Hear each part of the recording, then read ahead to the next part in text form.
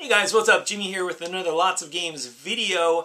So, the past couple months I've done 2 episodes for super fun PS4 games, and I've had my PS4 for almost a year, and I've really enjoyed the experiences that I've had with this console. And I know right now it's really unpopular to talk bad about Sony with the PS4. A lot of gamers out there feel like everything that they're doing with the PS4 is perfect and they can do no wrong.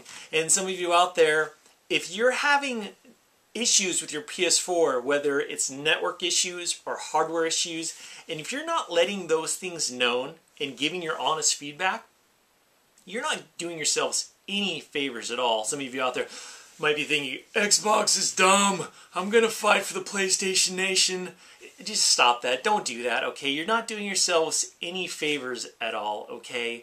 Now, I was reading an article yesterday on how a lot of gamers have been downloading the newest update for the PlayStation Network, and when they put their PS4 in rest mode, a lot of gamers can't wake up their consoles. A lot of these PS4s are being bricked due to the download of the latest update for the PlayStation Network. And this is the main issue that I have that I want to talk about with you guys. Now, this is the big change from the PlayStation 3 to the PlayStation 4. With the PlayStation 3, you could play online and not have to have any type of subscription service. It was free. You could play online for free. But when the PlayStation 4 was announced, they said on how you had to have a PlayStation Plus membership to enjoy the online multiplayer. And the powers that be at Sony, they said on how this time around with the PlayStation 4, things are going to be a lot more expensive, you know, with servers and engineers and programmers, and that to play online it would just be a much more expensive endeavor for them to undertake. So a lot of gamers are like, oh man, that means that they're going to have dedicated servers, and the network's going to be so good. That seems to be not the case. A lot of gamers out there have been having major network issues with their PlayStation 4. Paying customers, those that have PlayStation Plus memberships. Now, no one really knows how many PlayStation Plus accounts are for the PS4. Okay, Sony hasn't revealed that exact number, but they said that about half of the PS4 owners have a PlayStation Plus membership. Okay, so if you think about almost 14 million PlayStation 4s have been sold, that means about half of those have a PS Plus membership. So you're talking about around 7 million PlayStation Plus holders own a PS4. Okay, so you're talking about hundreds of millions of dollars. My question to you guys, do you think Sony is using their resources wisely? Now, I understand you're talking about 7 million times $50. I understand that $350 million isn't going to Sony. A lot of times it's going to retailers, whether they bought a PlayStation Plus membership at Walmart or Target or Best Buy or wherever. And a lot of you gamers might be thinking, hey Jimmy, what about all those games that you're getting for your instant game collection? You know, I get that. That's probably true. However, I'm doubting that games like Pix the Cat and Stick It to the Man are really breaking the bank for Sony, okay? I understand that Sony has to pay licensing fees for these games in the instant game collection, but a lot of these indie games are probably not paying that much money, okay? We're talking about hundreds of millions of dollars, and we're also talking about these games are only made available for a limited time. Now, my next point that I want to bring to you guys, so it was just revealed on how the PlayStation 4 exclusive Driveclub, the PlayStation Plus version, is being put on hold indefinitely. Now, here's the big issue that I have, which is super shady in my opinion. Back in 2013 at that E3, one of the big announcements was if you have a PlayStation Plus membership, on day one, you will be able to download your version of Driveclub. And so a lot of gamers that had the PlayStation Plus membership, they're waiting for Driveclub, you know, it was counting down, the day's almost here. Then the day arrived where Driveclub was released, and they kept checking the PlayStation Store. They're like, I see Driveclub's available, but not the PlayStation Plus version. What's going on?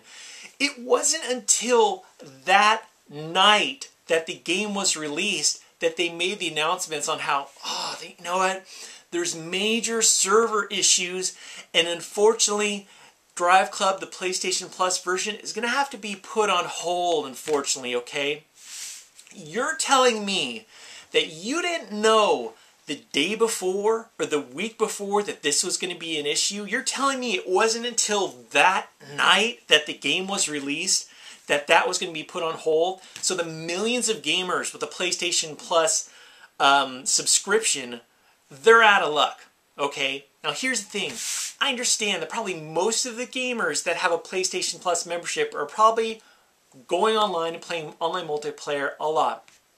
But not all of those 7 million subscribers have it to play online multiplayer. And a lot of gamers don't play online multiplayer. A lot of the gamers that have a PlayStation Plus membership, their big feature, their big push for slapping down $50 is so that they can have quality titles in the instant game collection. And a lot of gamers are really looking forward to their version of Driveclub. So again, guys, if you're having issues with the PlayStation Network, if you're having problems with your hardware on PS4, please be honest with your feedback, whether it's the Sony's PlayStation Twitter or Facebook or their 800 number hotline. Give them your honest feedback. If you're having a great experience, let that known. But if you're having issues with your hardware or with your PlayStation Network services, let that known too. Now here's the thing. I've had my PlayStation 4 for almost a year. It's almost been a year since the launch of the PlayStation 4. And I really haven't had any big issues with my PlayStation Network experience. But I know a lot of you gamers out there are having major issues. Please be honest with your feedback. You know, you're going to do yourselves a lot of good in the future for this. It's just going to continue to get better. Sony gets the feedback. They've got, you know, it's not like they don't have the resources.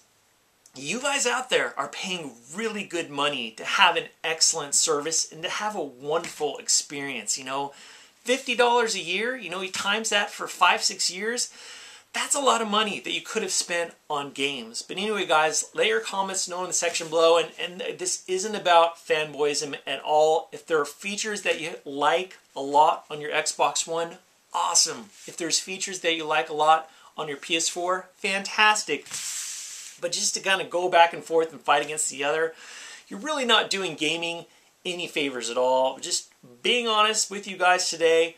As always, thank you so much for watching, and I'll talk to you later.